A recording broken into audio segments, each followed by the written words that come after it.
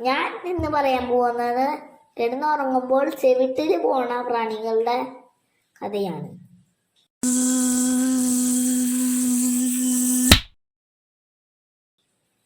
ചില ആൾക്കാരുടെ ചവിട്ടിൽ കുറെ പ്രാണികൾ പോവാറുണ്ട്. എങ്ങനത്തെ പ്രാണികളാണെന്നറിയോ? ഈയാമ്പാറ്റ, പിന്നെ കൊതുക്, ഈച്ച, അങ്ങനെ കുറെ സാധനങ്ങൾ കയറി പോവാറുണ്ട്. പിന്നെ വല്ല ചെറിയ ചെറിയ വണ്ടുകളൊക്കെ ആണെങ്കിൽ അത് കയറി പോയാൽ എങ്ങനെയാണെന്നറിയോ?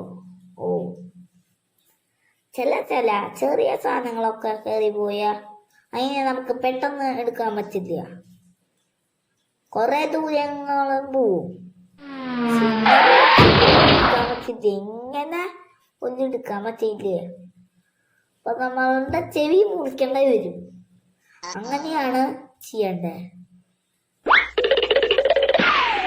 വലിയ വലിയ വണ്ട് ഇതൊക്കെ പോവാണെങ്കിൽ അത് നമുക്ക് എടുക്കാൻ പറ്റും. എന്നാ ചെവിട്ടിൽ ഇങ്ങനെ വല്ല പ്രാണികൾ കയറി പോയാൽ നമ്മൾ ഡോക്ടറെ അടുത്തേക്ക് പോവും. നല്ല വേദനയുണ്ടാവും. ചെവിട്ടില് പ്രാണി കൊന്ന ശബ്ദം ഉണ്ടാക്കുന്നത് കണ്ടിട്ടുണ്ടോ?